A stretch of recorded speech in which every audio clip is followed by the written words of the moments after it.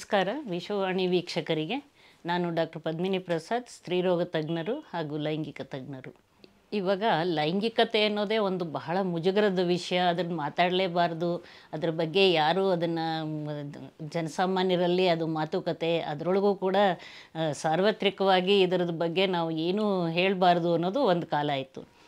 ಇವಾಗ ಎಲ್ಲರಿಗೂ ಒಂದು ಲೈಂಗಿಕತೆ ಅನ್ನೋದು ಒಂದು ಮುಖ್ಯವಾದ ಒಂದು ಭಾಗ. ಯಾವುದೇ ಒಂದು ದಾಂಪತ್ಯ ಜೀವನದಲ್ಲಿ, ವಿವಾಹಿತರಲ್ಲಿ ಅಥವಾ ಇತ್ತೀಚಿನ ದಿನಗಳಲ್ಲಿ ಬೇರೆ ಬೇರೆ ಪರ್ಯಾಯವಾಗಿ ಬಂದಿರೋವಂಥ ಲಿವ್ ಇನ್ ರಿಲೇಷನ್ಶಿಪ್ ಇರ್ಬೋದು, ಪಾರ್ಟ್ನರ್ ರಿಲೇಷನ್ಶಿಪ್ ಇರ್ಬೋದು, ಇದು ಯಾವುದ್ರೊಳಗೆ ಆದರೂ ಕೂಡ ಈ ಲೈಂಗಿಕತೆ ಅಥವಾ ಒಂದು ಹೆಣ್ಣು ಮತ್ತು ಗಂಡಿನ ಮಧ್ಯೆ ನಡೆಯುವಂಥ ಈ ಒಂದು ಪ್ರಕ್ರಿಯೆ, ಅದಕ್ಕೆ ಅದರದೇ ಆದ ಒಂದು ಮೌಲ್ಯಗಳಿದೆ. ಅದನ್ನು ಒಂದು ಸಂಬಂಧಗಳನ್ನು ಗಟ್ಟಿ ಮಾಡುವಂಥ ಶಕ್ತಿ ಇದೆ.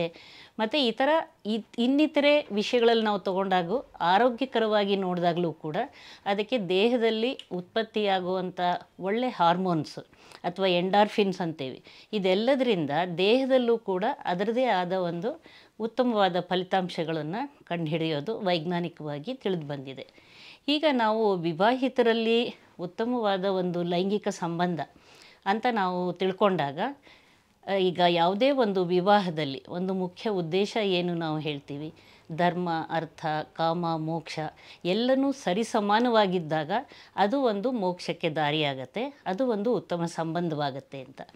ಯಾವುದೇ ಒಂದು ಅತಿಯಾದರೂ ಕೂಡ ಅದು ಕೂಡ ಸರಿ ಇಲ್ಲ ಅಂತ. ಯಾವುದು ಧರ್ಮ ಇರ್ಬೋದು, ಅರ್ಥ ಇರ್ಬೋದು, ಕಾಮ ಇರ್ಬೋದು, ಯಾವುದೂ ಅತಿಯಾಗಬಾರ್ದು. ಅತಿಯಾದರೆ ಅಮೃತನೂ ವಿಷ ಅನ್ನೋ ರೀತಿಯಲ್ಲಿ ಇದಕ್ಕೂ ಕೂಡ ಅನ್ವಯಿಸೋದನ್ನು ನಾವು ತಿಳ್ಕೊಬೋದು. ಎಷ್ಟೋ ಜನರಲ್ಲಿ ಈ ಪ್ರಶ್ನೆ ಇದೆ, ಈ ಲೈಂಗಿಕತೆ ಅನ್ನೋದು ಎಷ್ಟು ಮುಖ್ಯ? ಲೈಂಗಿಕತೆ ಅಥವಾ ಒಂದು ಲೈಂಗಿಕ ಸಂಬಂಧ ಅಂತ ಇರೋದು ಒಂದು ನಾವು ಹೇಳ್ತೀವಿ ಪ್ರೊಕ್ರಿಯೇಷನ್, ರೀಕ್ರಿಯೇಷನ್ ಆ್ಯಂಡ್ ರಿಲೇಷನ್ ಅಂತ. ಇದು ಸಂತಾನೋತ್ಪತ್ತಿಗೆ ಒಂದು ಮೂಲ ಭಾಗ. ಮತ್ತು ಅದು ಒಂದು ಸಂಬಂಧಗಳನ್ನು ಗಟ್ಟಿಗೊಳಿಸುವಂಥದ್ದು. ಅದು ಒಂದು ರೀತಿಯಾಗಿ ಅವರಿಗೆ ಒಂದು ರಿಲ್ಯಾಕ್ಸೇಷನ್ ಅಥವಾ ಒಂದು ಮನೋರಂಜನೆಯ ಭಾಗವಾಗಿ ಕೂಡ ಈ ಥರ ಹಲವಾರು ವಿಷಯಗಳನ್ನು ಇದು ಒಳಗೊಂಡಿದೆ. ಅದರಲ್ಲೂ ಒಂದು ಸುಖಕರ ದಾಂಪತ್ಯದಲ್ಲಿ ಹೆಣ್ಣು ಗಂಡಿಗೆ ಇದು ಒಂದು ಲೈಂಗಿಕತೆ ಅಥವಾ ಲೈಂಗಿಕ ಭಾವನೆಗಳು, ಲೈಂಗಿಕ ಪ್ರವೃತ್ತಿ ಅನ್ನೋದು ಸಹಜವಾಗಿ ಅವರ ದೇಹದಲ್ಲಿರುವಂಥದ್ದು. ಅವರ ದೇಹದಲ್ಲಿ ಇರೋವಂಥ ಒಂದು ಹಾರ್ಮೋನುಗಳು ಮತ್ತು ಮಿದುಳಿನಲ್ಲಿರುವಂಥ ಸೆಕ್ಸ್ ಸೆಂಟರ್ ಅಥವಾ ಲೈಂಗಿಕತೆಯ ಒಂದು ಕೇಂದ್ರ, ಇವೆಲ್ಲದರಿಂದ ಇದು ಬಹಳ ಸಾಮಾನ್ಯ. ಪ್ರತಿ ಒಂದು ಹೆಣ್ಣು ಗಂಡಿನಲ್ಲಿ ಕೂಡ ಈ ಲೈಂಗಿಕ ಭಾವನೆಗಳು ಇದ್ದೇ ಇರುತ್ತೆ. ಕೆಲವರಲ್ಲಿ ಸ್ವಲ್ಪ ಹೆಚ್ಚಿರ್ಬೋದು, ಕೆಲವರಲ್ಲಿ ಕಡಿಮೆ ಇರ್ಬೋದು.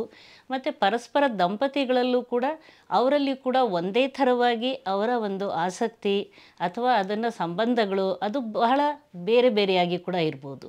ಆವಾಗ ಯಾರಲ್ಲಿ ಒಂದು ಹೆಣ್ಣಿನಲ್ಲಿ ಜಾಸ್ತಿ ಇದೆ, ಗಂಡಿನಲ್ಲಿ ಕಡಿಮೆ ಇದೆ, ಅಥವಾ ಗಂಡಿನಲ್ಲಿ ಆ ಭಾವನೆಗಳು ಕಡಿಮೆ ಇದೆ, ಹೆಣ್ಣಿನಲ್ಲಿ ಜಾಸ್ತಿ ಇದೆ, ಈ ರೀತಿ ಇದ್ದಾಗಲೂ ಕೂಡ ತೊಂದರೆ ತೊಡಕುಗಳಾಗ್ಬೋದು.